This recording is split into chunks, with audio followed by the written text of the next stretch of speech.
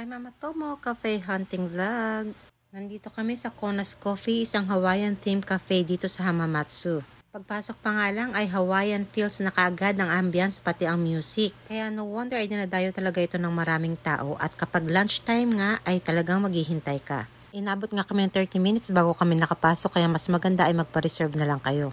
Very aesthetic nga at napakagandang mag-picture-picture dito kaya naman dinadayo ng mga kabataan. Pero aside from that, pati yung mga pagkain nila ay napakaganda din mga reviews, lalo na yung pancakes at marami pagpipilian sa kanilang mga menu ng food and drinks. At ito na nga yung order namin, Loco Moco Burger para sa aking asawa at grilled chicken and Caesar salad with pancakes naman yung sa akin. Nagulat nga akong sa serving nila dahil napakalaki, parang good for two na ito.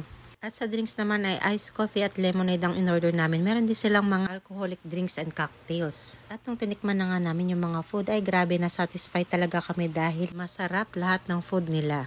At yung presyo hindi siya kamahalan para sa akin. Marami rin silang mga tindang Hawaiian products and souvenirs. At bumili rin kami ng coffee beans dahil masarap talaga yung coffee nila. Yun lang, see you next!